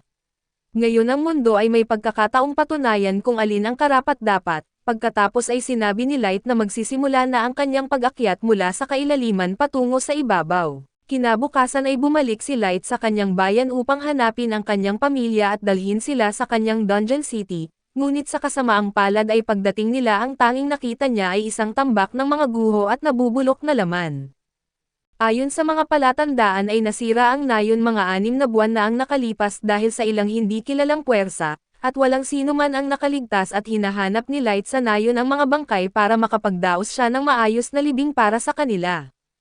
Sa kanyang ginhawa ay hindi niya nakita ang anumang bangkay na pag-aari ng kanyang mga kapatid, kaya naniniwala siya na maaaring buhay pa sila sa ibang lugar ngunit hindi ganoon ang naging kapalaran ng kanyang mga magulang. Tinanong ni Gold si Light kung ayos lang siya dahil siguradong napakahirap nitong tanggapin. Subalit sinabi niyang magiging maayos na siya at sa ngayon ay kailangan nilang mag-focus sa misyon nila, kaya hiniling niya kay Gold at Liam na tumulong mag-ipon ng pinakamaraming impormasyon hanggat maaari. Bagaman ngayon alam na nila na malakas ang kanilang hukbo upang makipagsabayan sa mga puwersa ng mundo, hindi matalino na sumugod agad sa digmaan kaya't gusto niyang alamin ng mas detalyado ang lakas ng bawat bansa. Dagdag pa ay medyo siguradong may kinalaman ang pagkasira ng kanyang bayan sa pagdududa sa kanya bilang isang master, kaya gusto niyang alamin kung ano ang isang master at bakit pinaglalaban ito ng may napakaraming dugo. Kung malalaman niyang puro kasakiman lang ng ilang mayayamang salot para sa kapangyarihan ang dahilan, nangangako siyang susunugan niya ang mundo hanggang maging abo at pipilitin niyang ipapakain ang mga baga sa mga taong nasa likod nito. Naiintindihan ni Gold kung bakit galit na galit si Light, pero binabalaan niya siyang pigilin ang kanyang galit kapag kasama nila ang iba dahil ang enerhiyang nilalabas niya ay kayang pumatay agad ng ordinaryong tao. Humingi ng tawad si Light sa pagusbong ng emosyon at inilabas ang isang bagay na tinatawag na Fool's Mask upang mapigil ang kanyang enerhiya at itago ang kanyang pagkakakilanlan. Nagpaalam siya sa mga puntod ng kanyang nanay at tatay at humingi ng paumanhin na hindi niya sila naligtas. Siya at si Nemo at si Gold ay nagsimulang lumipad patungo sa lungsod ng Dagaz, pero nagtataka si Nemo dahil hindi niya alam kung ano ang balak ni Light pagdating nila. Bigla ay sinabi ni Gold kay Nemo na mag-ingat siya sa kung paano niya tinatawag ang kanilang Panginoon habang nasa ibabaw sila. Ipinaliwanag naman ni Light sa kanya na ang pagtawag sa kanya sa tunay niyang pangalan ay magbibigay ng hudyat sa mga taong nasa likod ng Concord, kaya imbes na balak niyang gumamit ng pangalang Dark at habang nasa misyon, sinabi niya na naiintindihan niya at tungkol naman sa plano ni Light sa Dagaz, iginiit niya na magpaparehistro siya bilang adventurer sa pangalang Dark. Habang umaakyat siya sa ranggo ay makakakuha siya ng higit at higit pang impormasyon mula sa mga mataas na opisyal ng guild. Pagkalipas ng sandali ay napansin ni Nemo ang lungsod ng Dagaz sa abot tanaw, at ayaw nilang magdulot ng labis na atensyon kung lilipad sila ng diretso. Kaya iminungkahi ni Light na lumapag muna sila sa gubat at lalakarin na lang ang natitirang bahagi ng biyahe, bagaman dahil sa napakaganda ng baluti ni Gold ay siguradong mapapansin pa rin sila kahit anong mangyari. Habang naglalakad ang tatlo sa kagubatan, nadaanan nila ang isang tagpo kung saan ninanakawan ng mga duwende ang isang negosyanteng tao at mas gusto sana nilang manatiling hindi napapansin hanggang marating nila ang lungsod. Pero dahil may kumikislap na animation sa baluti ni Gold ay agad silang napansin ng mga magnanakaw. Sinubukan ng mga duwende na nanakawan din sila pero hindi iyon naging maganda para sa kanila, lahat sila ay naiwan na nakatali sa gitna ng daan, lubos na nagpapasalamat ang 2 tao na nailigtas sila kaya tinalok nila si Light at ang kanyang mga kasamahan na isama sila papasok sa lungsod bilang pasasalamat. Sa daan ay sinabi ng anak ng lalaki kung gaano kahanga-hanga si Gold dahil hindi pa raw siya nakakakita ng taong nakatalo ng mga duwende ng ganoon kadali. Inakala ng lalaki na isa silang sikat na grupo ng mga adventurer pero sinabi ni Light na hindi pa nga sila nakarehistro. Nagulat ang lalaki sa narinig ngunit binanggit niyang kung gusto talaga nilang magparehistro, ang Dagaz ang tamang lugar dahil isa ito sa may pinakamalaking guild sa paligid at matatagpuan ito malapit sa hangganan ng mga kaharian ng elf, duwende at tao. Maraming tao ang nagtitipon dito kaya isa ito sa mga lungsod na mas maganda ang trato sa mga tao. Nabanggit pa niya na nakapagpatayo siya ng matagumpay na hotel para sa mga tao doon at inanyayahan si Light at ang iba pa na tumuloy kung kailangan nila ng matuluyan. Makalipas ang ilang sandali ay nakarating sila sa Dagaz at hiniling ni na Light at ng iba na ibaba sila ni Colonel sa may pasukan ng lungsod dahil gusto nilang lalakarin na lang ang natitirang distansya. Para kina Gold at Neiman ay iyon ang unang beses nilang makakita ng isang lungsod sa ibabaw ng lupa. Napansin nilang maraming tindahan ng baluti at sandata sa paligid, pero ipinaliwanag ni Light na normal lang iyon dahil maraming adventurer dito at bukod pa rito ay malapit lang ang kaharian ng mga duwende, na kilala bilang mga bihasang panday kaya't natural lang na dito nila ibenta ang kanilang mga gawa. Pagdating ng grupo sa guild ay napansin ni Nima na umiiwas ang mga tao kapag may dumadaan na ibang lahi. Naintindihan ni Light na iyon ay palatandaan na hindi rin maganda ang turing sa mga tao sa lungsod, kahit hindi ito halata agad. Lumapit siya sa front desk upang magparehistro at gaya ng karaniwan ay kailangan niyang magsimula sa pinakamababang ranggo, kaya kailangan pa ni Light na gumawa ng ilang misyon para mapapataas ang kanyang ranggo sa kalaunan pero bago iyon, kailangan muna nilang humanap ng matuluyan. Naalala ni Light na nabanggit ni Colonel na may pag-aari itong hotel kaya't nagpasya silang pumunta roon. Nagulat si Colonel nang makita si Light muli at tinanong kung ano ang maitutulong niya at sinabi ni Light na may espesyal siyang hiling at nais niyang upahan ang buong itaas na palapag ng gusali, at sa anumang dahilan ay hindi dapat pumasok doon ang sinuman kahit ang mga tauhan ni Colonel. Bilang kabayaran ay inilapag ni Light ang isang supot na puno ng gintong barya sa mesa. Napatulala si Colonel dahil hindi niya alam kung ano ang sasabihin at sinabi ni Light na maaari pa siyang magbayad ng mas malaki kung hindi iyon sapat. Ngunit giit ni Colonel na sobra-sobra na iyon at 10 beses pa nga kaysa sa karaniwang bayad.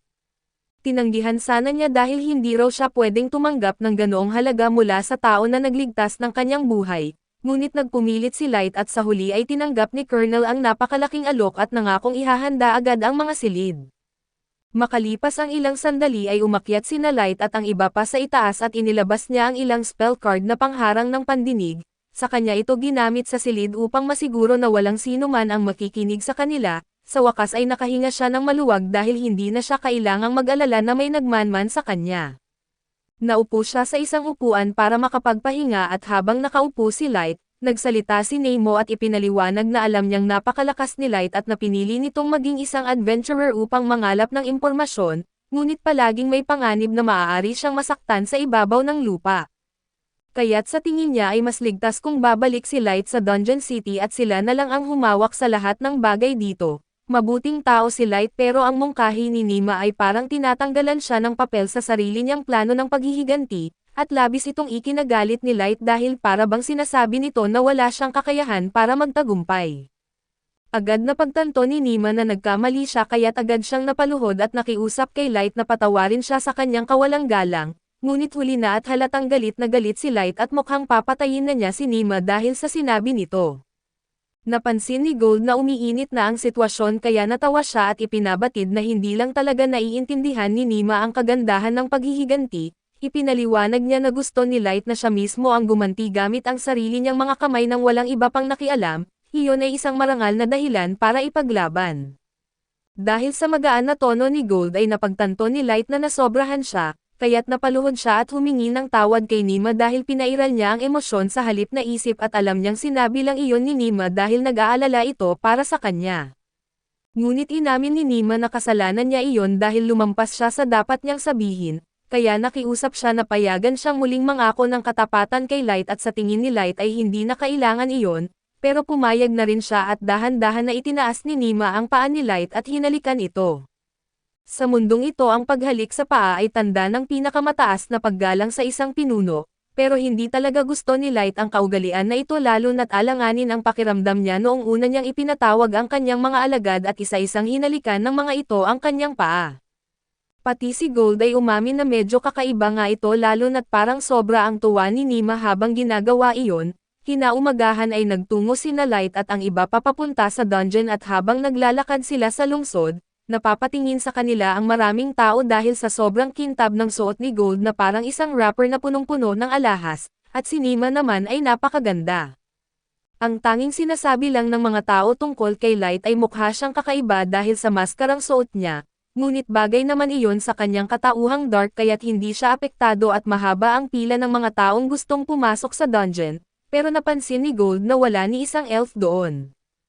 Ipinaliwanag ni Light na iyon ay dahil kasalukuyang may alitan ang mga elf at mga duwende kung sino ang tunay na may-ari ng dungeon, kaya iniiwasan nila ang isa't isa at pinuri ni Nima si Light dahil palagi itong may tamang sagot sa bawat tanong, at natuwa naman si Light sa papuri pero tinanong niya ito kung kailangan ba talagang sobrang lapit niya palagi dahil naiipit na ang ulo niya sa dibdib nito.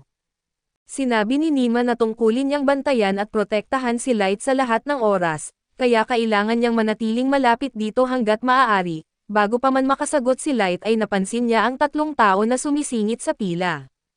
Ang maliit sa kanila ay mukhang isang alila at ang pangalawa ay tila may katamtamang pagsasanay, ngunit ang nasa unahan ay agad niyang napansin na bawat galaw nito ay matalam at eksakto, kahit pa may dala itong malaking sandata sa likod. Walang duda na isa itong bihasang mandirigma at maraming tao ang natatakot na kumontra rito dahil baka mapatay lang sila kung magsasalita. Subalit hindi kailangang mag-alala ni Light tungkol doon kaya't lumapit siya sa elf at sinabing bastos itong sumisingit sa pila at nagalit ang elf nang napagtanto niyang isang tao ang naglakas loob na kausapin siya ng ganoon, kaya agad siyang sumunggab sa kanyang espada. Ngunit pinigilan siya ng mas nakatatandang elf na kasama niya, sinasabing hindi sulit na gumawa ng gulo sa ganitong bagay kaya't pumayag ang mandirigma na pumunta sa dulo ng pila. Gayunman habang dumadaan siya kay Light ay binalaan niya itong pagsisisihan niya ang pambabastos na iyon. Pagkaalis ng elf ay pinuri ng ibang mga tao sa pila si Light dahil pinagtanggol niya sila laban sa siga. Lumapit din ang mga batang nakita nila kanina upang personal na magpasalamat dahil hindi nila nagawang harapin ang elf kanina. Sinabi ni Light na hindi na kailangang magpasalamat dahil ginawa lang niya iyon para sa sarili niyang kapakanan, pero nagpasalamat pa rin ang mga bata at maya-maya ay tinanong ng isa sa mga bata si Gold kung gawa ba talaga sa ginto ang baluti niya dahil curious ang lahat. Bago pa makasagot si Gold ay sinabi ni Nima na hindi gawa sa totoong ginto ang suot ni Gold dahil kung ganoon, magiging marupok iyon at walang proteksyon at tatanungin sana ng bata kung pangporma lang ba iyon, pero pinigilan siya ng mga kaibigan niya dahil bastos na tanong iyon. Ngunit ngumiti si Gold at sinabing tama suot niya talaga iyon para mapansin, dahil wala ng kulay na mas magandang halimbawa sa liwanag ng isang huwarang kabalyero at tinanong ng mga bata sina Light kung iyon ba ang unang beses nilang papasok sa dungeon, at kinumpirma iyon ni Light. Pero tinanong niya kung paano nila nalaman at ipinaliwanag ng mga bata na malawak ang unang palapag ng dungeon kaya karaniwang nagkakampo ang mga adventurer sa loob, pero wala silang nakitang dalang gamit pangkampo sa grupo ni Light, kaya alam nilang unang beses pa lang nila. Pagkatapos noon ay tinawag ng gwardya ang susunod na grupo upang pumasok, nagpaalam ang mga bata at sabay-sabay silang tumakbo papasok sa dungeon, samantala ay napaisip sina Light kung dapat ba silang magdala ng pekeng bagahe, dahil kahit nasa item box na nila lahat ng kailangan nila ay ayaw nilang mapagkamalan ng mga baguhan. Makalipas ang ilang sandali sila naman ang pinapasok sa dungeon at ito ang unang beses ni Light na pumasok sa isa. Bukod sa abyss ang mga dungeon ay puno ng mana na lalong lumalakas habang lumalalim, kaya dito nabubuo ang mga halimaw at mga bitag at sa loob ng dungeon ay parang ibang mundo. Pagdating nila sa unang palapag ay gumamit si Light ng magic para itago ang kanilang presensya upang hindi sila matagpuan ng mga kalaban at nagsimula silang lumipad papunta sa ikalawang palapag. Samantala ang elf na nakita nila kanina ay abala sa pagpatay ng maraming orc bilang pagbuhos ng galit dahil hindi siya makapaniwalang may tao na naglakas loob na kausapin siya ng ganoon. Ang pangalan niya ay Kito at ipinagmamalaki niyang isa siyang maalamat na bayani mula sa kaharian ng mga elf, na may dugo ng isang master na dumadaloy sa kanyang mga ugat kaya't nararapat lamang siyang igalang. Sinabi niyang hindi sana iyon nangyari kung hindi mababa ang kanyang antas. Ngunit sinabi ni Yanni na ang antas na 1,500 ay mas mataas na kaysa sa karaniwang hangganan para sa mga elf, ngunit ipinaliwanag ni Keo na hindi pa rin iyon sapat dahil kailangan pa niya ng higit na kapangyarihan upang lipulin ang lahat ng hangal na nanghamak sa kanya. Sumang-ayon naman si Yeti at binanggit na nauunawaan niya ang nararamdaman nito, dahil gusto rin niyang makabawi sa mga tumanggi at nagpapalayas sa kanya dahil sa kanyang pananaliksik kaya tinalok niyang gamitin ang kanyang pag-aaral upang tulungan si Kito na tumaas pa ang antas nito. Samantala ay nakarating na sina Light at ang iba pa sa ikatlong palapag matapos talunin ang malaking grupo ng mga orc. Sinabi ni Light na dapat na silang bumalik dahil sapat na ang ebidensya nila para sa guild at marumi na rin siya sa laban, kaya gusto niyang maligo. Pagkarinig nito ay agad na nagboluntaryo si Nima na siya ang maghuhugas ng bawat bahagi ng katawan ni Light pagbalik nila, ngunit hindi ito sinagot ni Light at sa daan pauwi ay nakasalubong nila muli ang mga batang nakita nila kanina at nagpasya silang lumapit. Kaso biglang may narinig silang malakas na ingay mula sa kagubatan at dosenang mga lobo ang lumabas. Sinabi ng mga bata na kailangan nilang umatras dahil hindi nila kayang labanan ang mga ito. ngunit ipinaliwanag ni Light na hindi ang mga lobo ang dapat nilang kakatakutan dahil may paparating na mas malaking panganib na isang dambuhalang quad-scythe mantis. Hindi makapaniwala ang mga bata sa kanilang nakikita dahil ang uri ng halimaw na mantis ay sinasabing naubos na 10 taon na ang nakalipas, at imposible para sa kanila na talunin ito mag-isa at sinabihan ng pinuno si Mia na subukang tamaan ng mahika ang mantis bilang pangakit, pero alam niyang hindi iyon sapat. Kaya't dali-dali niyang nilapitan si Light at ang mga kasama nito at nakiusap na tulungan silang lituhin ang halimaw para makatakbo silang lahat, ngunit nang marinig ni Light na balak ng mga bata na umatras ay tinanong niya kung ibig sabihin noon ay ayos lang bang siya na lang ang humarap dito. Naisip ng mga bata na baliw siya dahil ang mantis na iyon ay siguradong may antas na hindi bababa sa level 500, pero sinabi ni Light na wala silang dapat ipag-alala dahil kaya nilang harapin ito. Si Gold ang unang sumugod at umatake at sa gulat niya ay nakayang masalag ng mantis ang karamihan ng kanyang mga atake ng halos walang pinsalang natanggap, ibig sabihin ay sobrang tibay ng mga kuko nito kaysa sa inaakala niya at sumunod si Light at pinakawalan ang isang fire arrow papunta sa mantis. Pero bago ito tumama ay ginamit ng mantis ang sarili nitong kapangyarihan para ibalik ang palasok kay Light, habang pinapanood ito ng mga bata ay inakala nilang delikado na sina Light at ang grupo nito. Kaya't sinabihan nila si Mia na magmadali sa paggamit ng mahika, ngunit sobrang tuwa ni Mia sa ginawa ni Light kaya't hindi siya makapag-focus at gumamit kasi si Light ng combat grade magic nang hindi binibigkas ang anumang incantation, hindi alam ni Mia na posible pala iyon. Ang iba ay hindi gaanong marunong sa mahika kaya't hindi nila alam kung gaano kahanga-hanga ang ginawa ni Light, sinabihan sila ni Gold na mas mabuti nang huwag na silang makikisali dagdag pa niya. Tuturuan niya sila ng isang aral tungkol sa pagiging isang knight at aniya ang isang kalasag ay hindi lamang para sa depensa.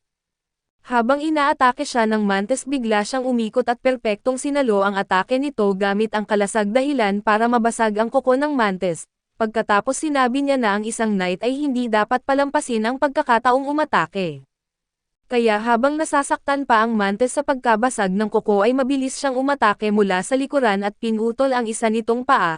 Sumunod si Light at pinakawalan muli ang mga fire arrows at sa pagkakataong ito habang tinatabig ng mantis ang mga palaso, bigla namang nagbago ang direksyon ng mga ito at tumama sa likod ng halimaw. Kinokontrol na ni Light ang mga palaso kaya't kahit anong gawin ng mantis ay tatama pa rin ang mga ito sa target. Kalaunan ay naputol lahat ng mga paa ng mantis at napagtanto nitong wala na itong laban kay Light, kaya tumakbo ito pabalik sa kagubatan. Nagulat si Light dahil matalino pala ito para magpasya na umatras pero hindi niya ito hahayaang makatakas matapos ang lahat ng iyon, nagbitaw si Light ng firewall sa harap ng mantis para pigilan itong makatakas papunta sa kagubatan. Tuluyang nabaliw sa tuwa si Mia dahil ngayon lang siya nakakita ng isang tao na nakakagamit ng ganoong kalawak na tactical magic ng ganoon kabilis, wala nang mapagtakasan ang mantis pero mayroon pa itong mga pakpak, kaya lumipad ito sa himpapawid bilang huling pagtatangka para makatakas. Ngunit bago pa ito tuluyang makalayo ay tumalon si Nima at hinati-hati ito sa ere at pagkatapos niyang bumalik sa lupa ay sinabi ni Gold na nagkamali siya, nainis si Nima dahil akala niya ay ginawa lang niya ang gusto ni Light at ito ang sirain ang mantis, pero itinuro ni Gold na pati ang mga mahalagang bahagi ng mantis ay nasira kaya hindi na nila ito maibebenta. Pagbalik nila sa bayan ay napagtanto niya na totoong ang nagkamali siya kaya't agad siyang humingi ng tawad kay Light ngunit sinabi ni Light na hindi naman iyon malaking bagay, samantala ay nakatayo lang ang mga bata sa di kalayuan at nagtataka kung totoo bang nasaksihan nilang talunin ng isang tao ang isang quad-scythe mantis o baka imagination lang nila iyon. Ilang minuto pa ang lumipas habang kinakalkal ng mga bata ang mga natirang likido ng mantis. Nakakita sila ng magic gem nito at sa kabutihang palad ay buo pa ito kaya't maaari na itong gamitin ni Light bilang patunay ng kanyang tagumpay. Bago sila umalis ay nilapitan siya ng isa sa mga bata at nagtanong kung miyembro ba siya ng isang sikat na grupo ng mga adventurer, dahil sobrang lakas niya para sa isang baguhan kaso sinabi ni Light na sila ay mga fronters lamang, kaya't lalo silang naguluhan kung dapat ba silang maniwala o hindi. Dahil tapos na ang labanan ay ginamit ni Mia ang kanyang mahika para lumikha ng water ball at inalok ito kay Light upang makapaghugas para sa mga dumidikit na mantis goo sa kanyang katawan. Nagpasalamat si Light dahil ginamit pa ni Mia ang mahalagang mana nito para tulungan siya, pero sabi ni Mia na iyon na ang pinakamaliit na magagawa niya. Habang lumalalim ang gabi ay tinanong ng pinuno sina Light kung gusto nilang makipag-camp para sa gabing iyon, bukod sa delikadong maglakbay kapag madilim na at gusto rin talaga ni Mia na makausap si Light tungkol sa mahika at dahil wala namang masama ay pumayag si Light na manatili. Habang kumakain ang grupo sunod-sunod ang mga tanong ni Mia tungkol sa nakaraan ni Light, pero hindi niya maaaring sabihin ang totoo kaya't gumawa siya ng kwento at sinabing parehong makapangyarihang mage ang kanyang mga magulang, kaya siya magaling sa paggamit ng mahika ng walang incantation at doon ay naniwala naman si Mia.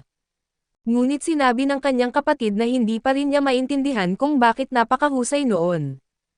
Kaya't nagbigay si Mia ng mahabang paliwanag tungkol sa tatlong pangunahing uri ng mahika at ang una, ang combat class magic na ginagamit laban sa isang target at pangalawa, ang tactical class magic, na kayang makaapekto sa malawak na lugar gaya ng firewall na ginamit ni Light at ang pangatlo, ang strategic magic, na kayang baguhin ang buong mundo tulad ng paglikha ng lindol o pagbagsak ng meteorite.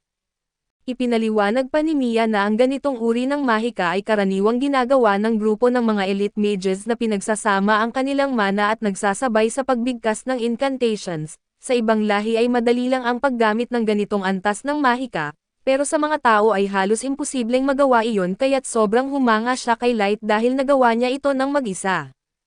Bagaman hindi pa rin lubos na naiintindihan ng kapatid ni Mia ang mahika, alam niyang kamangha-mangha si Light base sa paliwanag ng kanyang kapatid at gayunman, sinabi rin niya kay Mia na bigyan din niya ng credit ang sarili niya dahil ang mahika niya ay sapat para bigyan siya ng rekomendasyon sa Magic Academy mula sa Duke.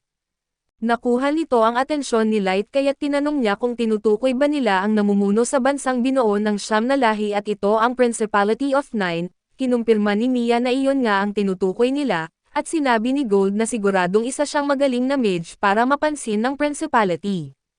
Sumang-ayon ang kapatid ni Mia kaso malungkot niyang idinugtong na namatay ang kanilang mga magulang dahil sa salot, dahil dito ay hindi na kayang pag-aralin si Mia sa Magic Academy kaya't napilitan silang bumuo ng isang adventurer party, kasama ang dalawa nilang kababata sina Jimra at Wordy upang makaraos sa araw-araw.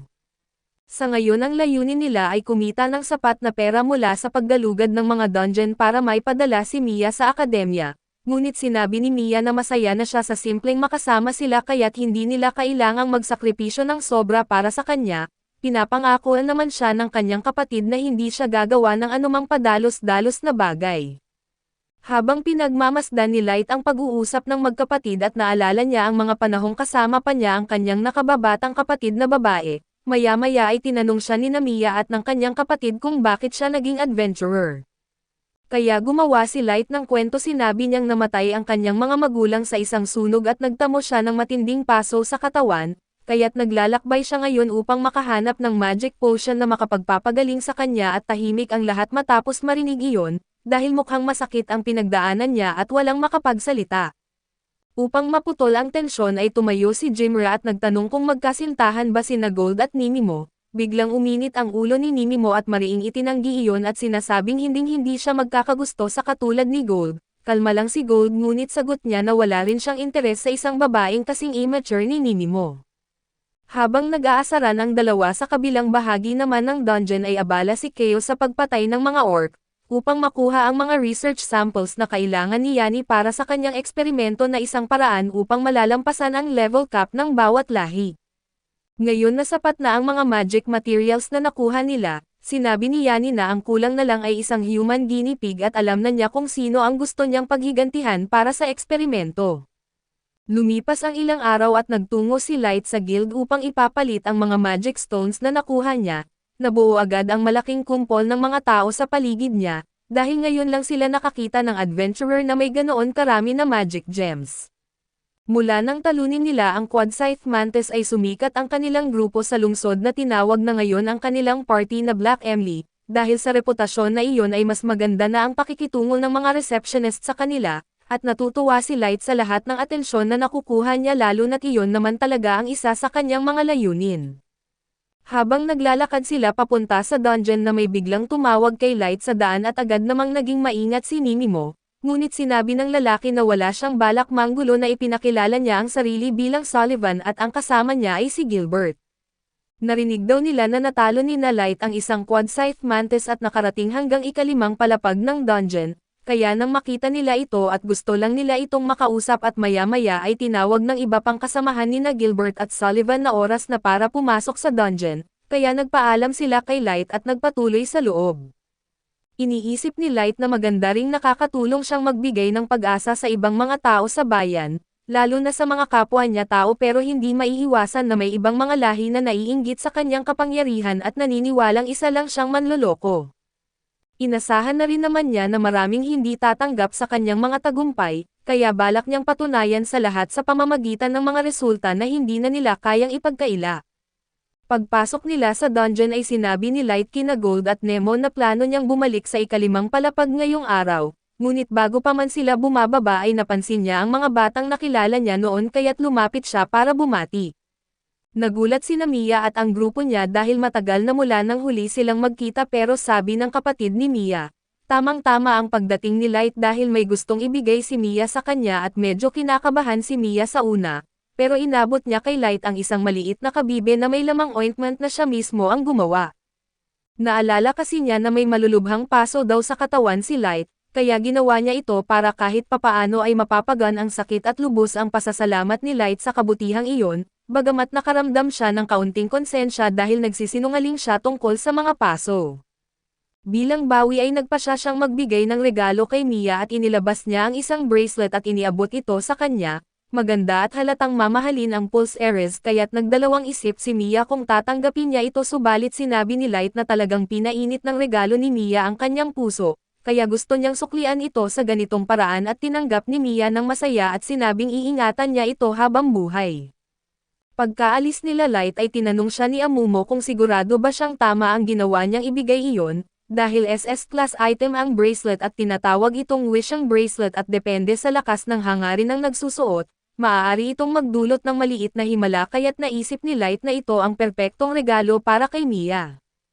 Pagkaraan ng ilang sandali ay nakarating sila sa ikalimang palapag at natuklasan nilang nababalutan ito ng nyebe. Magandang pagkakataon iyon para sa kanila dahil magsisilbi itong takip o tagong proteksyon kaya tinutusan ni Light sina Gold at Nemo na sila muna ang bahala sa paghunting ng mga hyenas habang siya ay aalis. Pagkatapos ay ginamit ni Light ang isang teleportation item at agad na bumalik sa kanyang throne room sa Dungeon City. Doon ay nagkape siya at tinanong ang kanyang grupo tungkol sa progreso ng kanilang revenge operation. Ipinahayag ni Ellie na halos kumpleto na ang lahat ng paghahanda kaya't malapit na silang makapagsimula sa susunod na yugto. Natutuwa si Light sa ulat kaya't sinabi niya kay Ellie na maaari niyang gamitin ang anumang resources na kailangan upang maging maayos ang lahat, samantala ay inutusan naman niya si May na ipagpatuloy ang pamamahala sa mga gawain sa Abyss, at si Oki naman ay ipagpatuloy ang pagsisiyasat at pag-scout sa paligid. Pagkatapos noon ay tinanong ni Mizuna si Light kung may gusto ba itong ipagawa sa kanya habang naghihintay, hindi alam ni Light kung ano ang sasabihin dahil bukod sa pakikipaglaban sa mga halimaw, halos wala nang ibang magagawa si Mizuna. Pero ayaw rin niyang maramdaman nitong walang silbi kaya't sinabi niya na manatili na lang ito on standby upang protektahan ang lungsod sakaling may lumitaw na malakas na kalaban. Masaya na si Mizuna sa utos na iyon at nanumpa siyang walang sino man ang makakapasok o makakapanakit ng lungsod habang siya ang nagbabantay. Samantala ay hindi na makapaghintay si Light na maisasagawa ang kanyang plano, dahil gusto niyang makita mismo ang miserableng ekspresyon ni Sasha kapag hinarap na niya ito at sa kabilang bahagi naman ng dungeon, nagkampo sina Gilbert at Sullivan habang nagbabantay sila at ang ibang kasamahan ay natutulog. Nang maramdaman ni Sullivan na kailangan niyang umihi ay sandali siyang lumayo papunta sa kagubatan, ngunit pagbalik niya, tumambad sa kanya ang pugot na ulo ni Gilbert na nakahandusay sa lupa at si Keo ang nakatayo sa ibabaw nito. Patay na rin ang dalawa pa nilang kasamahan na pinatay habang natutulog. Ipinakita ni Keo na ginawa niya ito dahil sa matinding galit niya sa buong lahi ng tao at nagalit si Sullivan sa ginawa ni Keo, kaso alam niyang wala siyang laban dito. Kaya agad siyang naghagis ng smoke bomb at tumakbo upang makabalik sa guild at iulat ang nangyari. Inakala niyang makakatakas siya dahil karamihan sa mahika ay walang bisa kung hindi alam ng kalaban ang lokasyon ng target. Ngunit bigla siyang tinamaan sa likod ng isang bagay at nang lumingon siya ay nakita niyang sakay si Keo ng isang magical hoverboard, ilang sandali pa ay nawalan siya ng malay nang atakihin siya ni Yannick. Pagkatapos ay pinagalitan ni Yannick si Keo dahil pinatay nito ang lahat ng tao. kahit malinaw na sinabi niyang dapat ay buhayin ang mga ito at hindi nakikita ni Kaido ang problema para sa kanya, walang halaga ang buhay ng ilang mahihinang tao at hindi rin naman daw talaga iniintindi ni Yanni kung mabubuhay pa ang mga ito o hindi. Ngunit ipinaliwanag ni Yannick na kailangan pa nila ng mga test subject dahil hindi pa matatag ang resulta ng kanilang eksperimento. Alam niyang mamamatay rin si Sullivan sa mga side effects bago pa nila tuluyang mapahusay ang formula, kaya't kailangan nilang humanap ng mas marami pang tao bilang mga bagong test subject. Sa kabilang banda si Light at ang grupo niya ay bumalik sa guild ng mga adventurer pagkatapos ng ilang araw, at si Nem ay humiling sa receptionist na agad na i-promote si Light sa S-rank dahil hindi raw siya karapat-dapat sa mas mababa pa doon. Kinabahan ang receptionist at sinabi niya na hindi iyon posible dahil may rank system sila sa guild. Ipinaalala niya kay Nem na ilang araw lang ang nakalipas ay gumawa na sila ng exception para kay Light at diretsyo nila siyang inangat sa D-rank matapos niyang patayin ang mga side mantis. Ngunit dahil sa patuloy na panggigipit ni Nem ay natakot ang receptionist at sinabi na kung makakagawa pa si Light ng isa pang malaking achievement, posible na makakuha na naman siya ng promotion at nagustuhan ni Light ang ideya at nagdesisyon siyang puntiryahin ang isang sinasabing adventure hunter na mga tao lang ang tina-target. Sinabi niya ito kina Gold at Nem ng gabi at pumayag sila na ang paghuli sa adventure hunter ay posibleng magbigay ng promotion kay Light, pero wala silang kahit anong pahiwatig kung saan magsisimula at habang nag-iisip sila ng ideya, napansin bigla ni Light na may papalapit sa kanila. Agad siyang nagsuot ng mask habang naghahanda ang mga kaibigan niya para sa aksyon at biglang lumitaw ang isang portal sa harapan nila. Inantay nila ang kalaban na lalabas mula doon pero nakakagulat nang si Maya ang nahulog mula dito. Nahuli siya ni Light at nakita niyang bogbog at pagod si Maya at ang bracelet na ibinigay niya noon kay Maya ay biglang nabasag sa kalahati. Nilagay ni Light si Maya sa sofa habang paulit-ulit niyang sinasabi na kailangan niyang magmadali at sabihin kay Light ang lahat. Inuna niyang pagalingin ang mga sugat ni Maya at saka nagdesisyon na tingnan ang mga alaala nito para malaman kung paano siya napunta sa ganitong kalagayan. Nalaman niya na kahapon ay may ilang adventurer ang nagkwento sa grupo ni Maya tungkol sa adventure killer na tao lang ang tina-target. Pinayuhan nila ang mga bata na umalis agad sa dungeon at pumayag ang leader ng grupo at umalis agad ang party papunta sa exit pero kahit dumating na ang gabi, nasa kalagitnaan pa lang sila ng daan. Nakita ng leader na pagod na ang lahat at pinag-isipan niya kung ligtas bang mag-set up ng camp. Nang makita nila ang isa pang party na nakatikip ng buo ang kanilang mga mukha ay sinabi ni Maya sa kapatid niya na dapat nilang mababalaan ang mga taong iyon tungkol sa panganib, at ginawa niya rin iyon. Hindi nila alam na ang mga kausap nila ay mismo ang mga adventurer killers, na bigla na lang nag-usapan na dapat sana mas maayos nila nalinis ang kalat nila at hindi pa nga naiintindihan ng mga bata ang ibig nilang sabihin, nang nagsimulang tumawa ang Dark Elf na si June at doon ay tinawag silang mga bobo. Nalito pa ang party leader at biglang hinugot ni Kaido ang espada niya, sinasabing sila ang mga adventurer killers at ang grupo nila ang magiging huling target nila ngayong araw. Doon lang na-realize ng mga bata na kinakaharap nila ang pinakamasamang bangungot nila pero kahit ganoon, sinabi ng kapatid ni Mia at ng mga kaibigan niya kay Maya na tumakbo siya papalayo habang harangan nila ang mga racist na mamamatay tao. Sinalubong nila si Kaido na nainis pa sa idea na may mga batang tao na nagkalakas loob lumaban sa kanya, agad niyang sinaksak ang kapatid ni Maya at nang sumugod ang dalawang lalaki pa, pinabagsak niya sila ng walang awa gamit ang isang atake lang din. Natakot at nadurog ang loob ni Maya sa nangyari pero ayaw pang sumuko ng mga lalaki, tumayo pa ulit sila at sinabi kay Maya na tumakbo at abutin ang mga pangarap niya at sumugod ulit sila kay Kaido at agad niya uli silang pinabagsak. Ang tanging nagawa lang ni Maya ay sumigaw at sinimulan na niyan sabihan si Kaido na kailangan niya ang mga tao ng buhay para sa mga eksperimento niya. Giit ni Kaido na ang kahit sinong insekto na magtatangkang lumaban sa kanya ay pababagsakin niya, at binanggit kay Yan na may iniwan naman siyang nabuhay kahit isa. Nagdesisyon si Yan na patawarin muna siya ngayon dahil bihira ang human mages at plano niyang dalhin si Maya. Pero gusto muna ni Kaido na mag-enjoy sa kanya bago iyon at sinabi ni June na gawin niya ang gusto niya at umalis na at natakot ng husto si Maya. Ipinaliwanag ni Kaido sa kanya na dapat masaya siya dahil ang isang magiging alamat tulad niya ay handang gumamit ng isang maruming tao tulad niya. Hindi nga makapagsalita si Maya sa takot pero biglang tumayo ang kapatid niya at ipinaalam sa kanya na tumakbo. Namangha si Yan sa katatagan nito at sinabi kay Kaido na gusto niya talagang i-preserve ang lalaki para sa mga eksperimento niya. Pero alam ng kapatid ni Maya na wala na siyang tsansa mabuhay dahil sa bigat ng mga sugat niya kaya hindi na siya nagdalawang isip na isusugal ang buhay niya para mailigtas ang kapatid niya. Binanggit niya kay Maya na tumakbo at mabuhay ng matagal at dahil sa sobrang desperasyon ay sinunod niya ito. Inutusan niyan si Kaido na hulihin ito pero nainis si Kaido dahil ayaw niyang tumanggap ng utos mula kanino man, nagdesisyon siyang patumbahin muna ang lalaki na bigla na lang nagsimulang ulitin ang sinabi ni Gold kanina.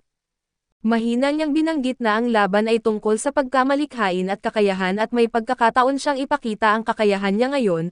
Pinanood lang siya ni Kaido habang bumubulong at hindi man lang inisip na may silbi pa ang atensyon niya nito nang biglang inihagis ng lalaki ang espada niya sa mukha ni Kaido at nagulat ito, naiwasan pa rin ito ni Kaido pero iyon pala ay set up para maihampas ng lalaki ang shield niya at mapabagsak si Kaido sa lupa. Nagngit-ngit si Kaido dahil isang tao ang nakabiyak sa kanyang pride kaya agad siyang nagpadala ng spike na gawa sa puting liwanag at tinusok ang dibdib ng lalaki. Naglakad siya papunta dito para tapusin na ang lahat pero buti na lang, humaharang si Yan at sinabi sa kanya na hulihin niya muna ang tumatakbong babae bago ito makapag-alerto sa iba. Dahil inis pero napilit tanggapin ang punto ni Yan at mabilis na hinabol ni Kaido si Maya at hinaharangan ang daan ng pagtakas niya gamit ang mga Blades of Light. Sinabi niya kay Maya na kailangan niyang matutong kumilos ng tama sa harapan ng tagapagdala ng legendary sword ng mga elves at sa kalumikha ng maraming Blades of Light. Ginamit iyon ni Maya bilang parang hagdan para bumaba sa lupa at nagdesisyon siyang lumaban dahil ayaw niyang sayangin ang pagkakataong ibinigay ng kapatid niya at ng mga kaibigan niya na isinakripisyo ang buhay nila para sa kanya. Nagbitaw siya ng mga icicle kay Kaido pero madali niya itong nablock. Ngunit nagalit si Kaido nang subukan ni Maya tumakbo kaya tinamaan niya ito sa binti at siniguradong hindi na ito makakatakbo. Sinabi niya kay Maya na ngayon magkakaroon siya ng malaking oportunidad na pasayahin ang isang future hero tulad niya. Tinukso siya ni Maya at iginiit na isa lang siyang bully na nananakit ng mas mahina kaysa sa kanya at kung meron mang dapat tawaging hero at iyon ay si Light, tumama ito sa pinakaayaw ni Kaido dahil buong buhay niya tinatawag siyang bully ng ibang elves. Tuluyan siyang napipikon nang tawagin siya ni Maya na spineless loser at pinadala niya ang mga Blades of Light para patayin ito. Nagnasa si Maya ng buong desperasyon para makahanap ng paraan makatakas at makarating kay Light dahil siya lang ang makakatulong sa kanya. Ang bracelet niya ay ginawa iyong realidad at pinadala siya diretso sa kwarto ni Light.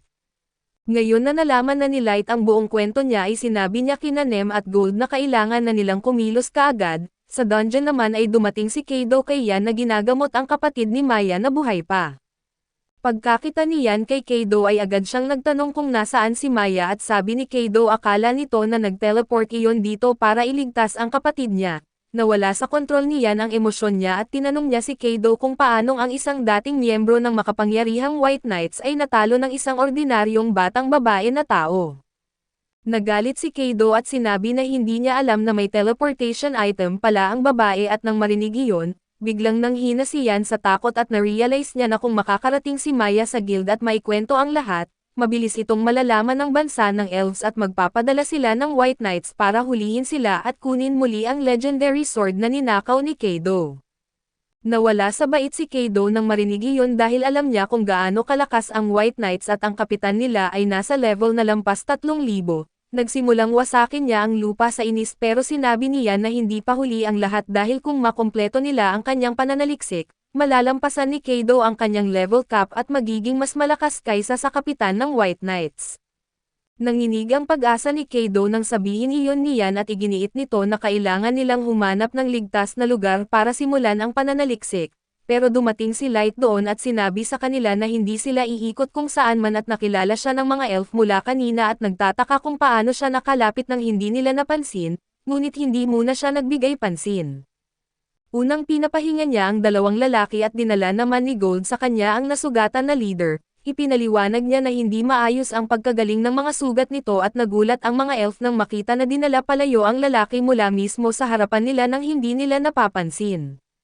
Mabilis na ginagamot siya ni Light at ipinabatid na hindi nararapat ang nangyari sa dalawang lalaki, buhay nila ang tapat at nagsisikap lang mag-ipon para maipadala si Maya sa Magic Academy pero huli na, naiisip niya na sana naging nagkaibigan sila kung naging normal ang lahat at nagagalit siya na nawala iyon dahil sa mga elf.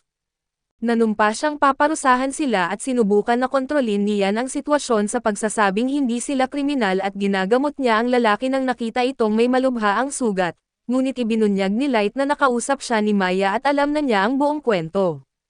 Nagulat ang dalawang elf dahil doon pero tiniyak ni Light na hindi pa niya sinasabi sa guild ang nangyari. Biglang natawa si Kado nang marinig iyon at binanggit na swerte niya dahil kailangan na lang niyang tapusin si Light at hindi malalaman ng iba ang nangyari rito.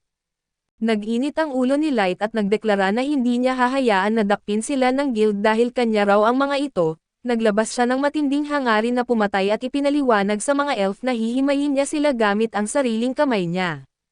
Sinabi niya kina Nem at Gold na huwag makialam at sumunod sila sa utos niya. Lumakad si Light papunta sa mga elf at nainis si Kado sa kumpiyansa niya at tumalon siya at inatake si Light gamit ang buong lakas ng espada niya, pero madaling na-block ni Light iyon gamit ang staff niya.